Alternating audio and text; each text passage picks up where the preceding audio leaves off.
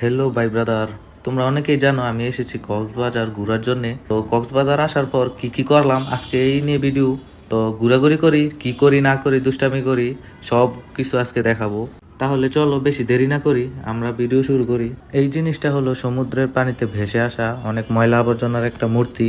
তো বিচে এসেই আমরা দুই ভাই বন্ধু মিলে চলে গেলাম স্পিড বোর্ডে ঘোরার জন্য সমুদ্রের মাঝখানে। তো এই স্পিড বোর্ডে ওঠার পরে দেখলাম এই স্পিড বোর্ড খুব ভালো জোরে টানাটানি করে, তো সমুদ্রের ঢেউ একদম আসে স্পিড বোর্ডের বুকে লাগে। তো ওইখান থেকে গোসল করার পর আমরা বাসায় এসে আবার রেডিমেডি হয়ে চলে গেলাম একটা বাইক নেওয়ার জন্য, কারণ দুই বাইক দিয়ে গেলে একটা অন্যরকম ব্যাপার স্যাপার থাকবে।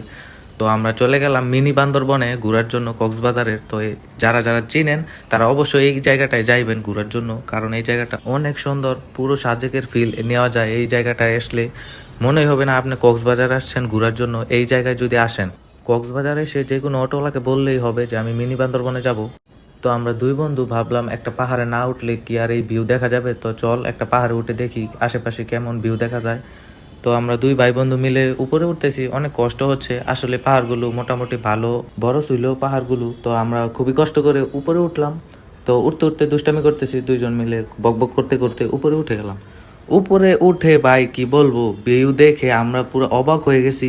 কক্সবাজার আসলাম না অন্য জায়গায় আসলাম, পিছনে শুধু আমার ভিউটা দেখেন। ভাইরে ভাই, মনে চাইবে পুরোটাকে প্যাকেট করে বাসায় নিয়ে চলে যাই, প্রতিদিন যেন দেখতে পারি।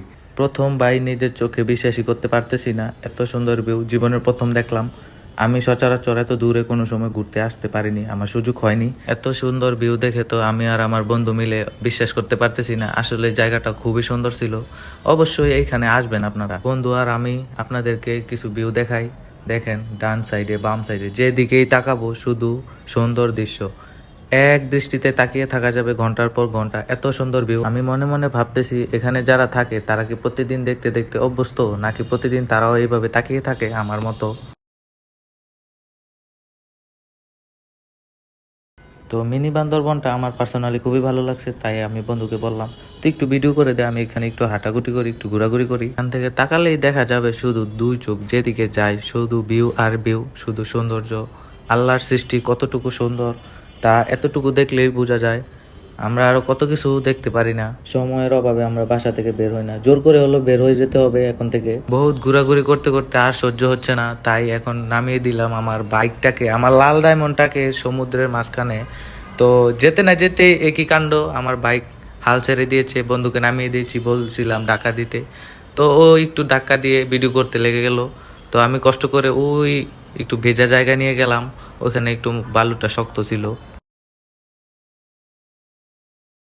তো এতটুকু যুদ্ধ করতে করতে আমি তো মহা খুশি, বন্ধুকে বলতেছি তাড়াতাড়ি আয়, এখন ঘুরতে হবে, কারণ সন্ধ্যা হয়ে যাচ্ছে, সন্ধ্যার পর এখানকার সৌন্দর্য আস্তে আস্তে চলে যাবে। তো তাড়াতাড়ি চল।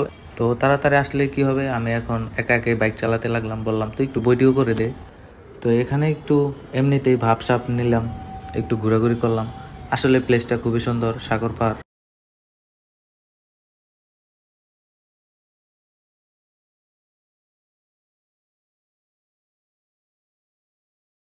তো এখন আমরা নেমে যাচ্ছি সমুদ্রের মাঝখানে।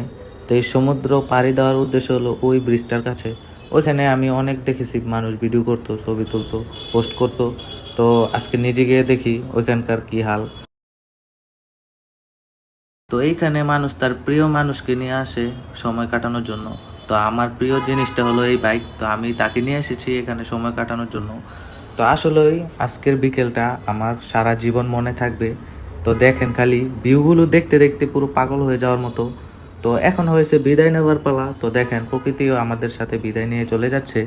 তো এখনো কিন্তু আমার কক্সবাজার ভ্রমণ শেষ হয়নি, তো অবশ্যই আমার পাশে থাকবেন, দেখবেন আমি ঘোরাঘুরি করে ভিডিও আপলোড করি। তো অবশ্যই কমেন্ট করবেন, লাইক করবেন এবং আমার পাশে থাকবেন। তো আবার দেখা হবে নতুন কোনো আজাইরা ভিডিও নিয়ে। সবাই ভালো থাকবেন।